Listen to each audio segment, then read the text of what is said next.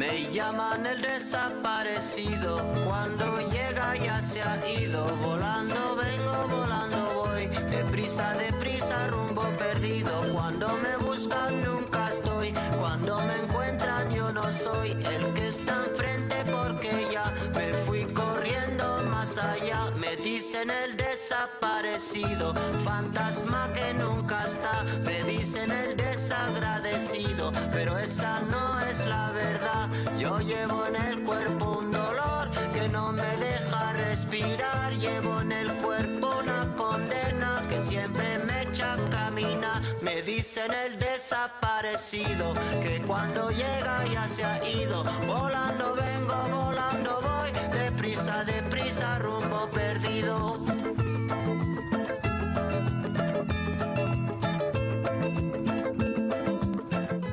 Manu Chao, Desaparecido, here on Democracy Now!, democracynow.org, The War and Peace Report. I'm Amy Goodman.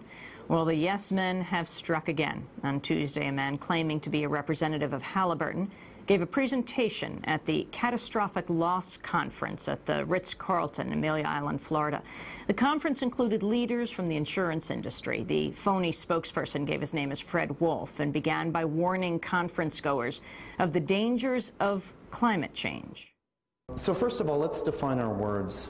What do we mean when we say safety? For us in the corporate world, it's quite simple. We mean the safety to achieve what we need, how we need it, and when we need it. Insurance firms are also concerned with a special case definition of safety, which is the safety of people. Because their own safety depends so much on this special case definition of safety, insurance has become extremely worried about some grave new dangers to people that we're seeing in the world around us today. And I'm of course talking about climate change and the disasters that it brings. To make things worse, there are some who believe that this is only the start, and that the sort of experiences we've seen here are just the minor beginning to what could happen. For example, Arctic melt has slowed the Gulf Stream by about 30% in the last decade. If it stopped, Europe would become just as cold as Alaska. It could go the other way. Methane released from melting permafrost could cause a heating cycle, a feedback loop as we call it, making human life essentially unlivable outside air-conditioned hotels like this one. But panicking is not the answer either, of course. If we panic and try to stop climate change, 70% of our carbon emissions have to come to a stop immediately, which would be a rather huge blow to our way of doing business. But I can personally guarantee you that level heads will always be able to turn lemons into lemonade. Consider the Black Plague. This was an unspeakably rotten event, of course, in which 1/3 of Europe's population died in great agony. No one, of course, would wish such a thing on any civilization. Yet without it, without the Black Plague, the old business models of Europe would never have been overturned by the entrepreneurs of the Renaissance. And what would the world be without the Mona Lisa? Or, closer to home, how about the Great Deluge? This world-ending disaster, literally, was surely seen as a terrible catastrophe by Noah's contemporaries and perhaps by Noah himself. Yet Noah was ready to seize the day, and at the end of that day, not only was there a whole new world, but Noah found himself with a monopoly of the animals. Innovations like these could turn some major disasters into as humdrum a fact of life as glaucoma, meningitis, or gallstones are to the medical insurance industry today. For those of us in positions of responsibility, however, who might have to take charge in a crisis, even more innovative solutions are necessary. We can't be satisfied with survival. We have to guarantee at every instant the capacity and resources to keep our thumbs firmly on the triggers of progress. Fred Wolf, or so he said he was, well, one of the yes men posing as a corporate spokesperson for Halliburton at a LexisNexis conference called Catastrophic Loss at the Ritz-Carlton in Amelia Island, Florida.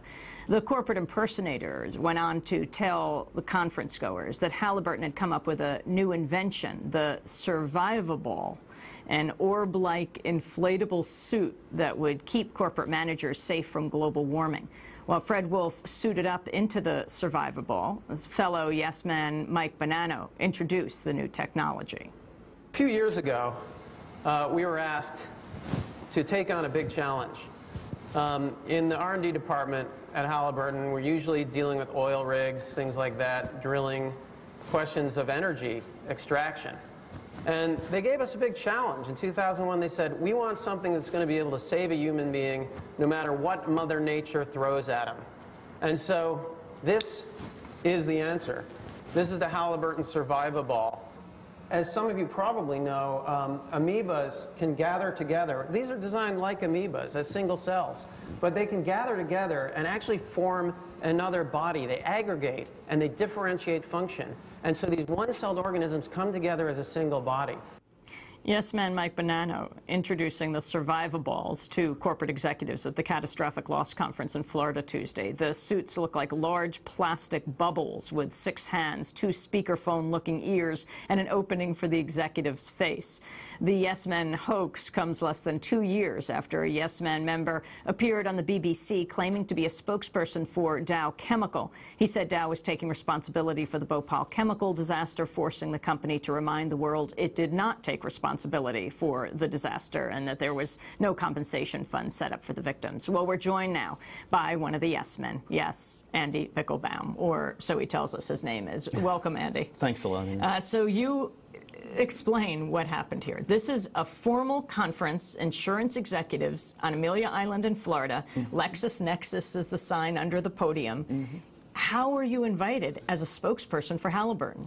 Same way we've been invited to a lot of these things. You know, we set up a fake website and one thing led to another. What was the website? HalliburtonContracts.com, and you can see our full release about the Survivable on that site now. At the time it looked, it didn't have anything about the Survivable on the front. They just, you know, it looked like a Halliburton site, and one thing led to another. They emailed you, and there you were as a spokesperson, and then you suited up in this mass ball. Yeah, I had one ball on. It would protect me under any climate change conditions, you know, any natural disaster arising from our misuse of the environment. I, as a corporate manager, would be safe in this thing, and 2 of the other people at the conference, actually the moderator and the other panelist, also suited up, and there we were. A gated community of 1, each of these balls. Each, yeah, 3 gated communities, each of 1. Yeah. When did the insurance executives start catching on? Well, never. Yeah, one of them kind of got it, I think, one of the people in the audience, and found it very funny, and, you know, said he basically couldn't believe it. He happened to be the next speaker and said to Mike, I just can't believe I have to follow that. And that was hysterical. Do you guys make a living at this? He clearly got it, but nobody else did. There were 3 questions afterwards, and I have to say I was flabbergasted to hear the first one. It was, this is great, but what about terrorism? I mean, this must be useful against terrorism. And we had to explain that, well, you know, it's mainly, it's got a bit of defensive capability, some elementary RPGs, and maybe some other, you know, torpedo launchers, but basically inside the Survivaball? Inside the Survivaball, but mainly that's for use against affluent members of the community who are trying to destroy your you know, of the neighboring community, because those are the only people who can afford at that point to travel.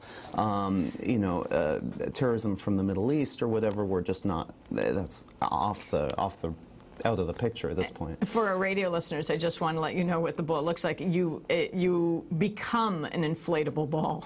Yeah, a giant, I guess about 6 feet diameter ball with a face right in the middle of it. Now, Andy Bickelbaum, so you say you are, this comes 2 years after your event. Is it 2 years or 1 year after the Dow Chemical imposing as a Dow Chemical spokesperson on the anniversary of the Bhopal disaster, and actually being interviewed by BBC because they emailed you on a Dow Chemical website, or so they thought it was. Right. They were looking for a spokesperson for Dow to issue a statement on the 20th anniversary of the Bhopal catastrophe, and they emailed us instead at dowethics.com instead of dow.com. Were you Jude Finisterra? Yeah, I was Jude Finisterra. And how did you choose that name? Jude is the patron saint of the impossible, and Finisterre is end of the earth.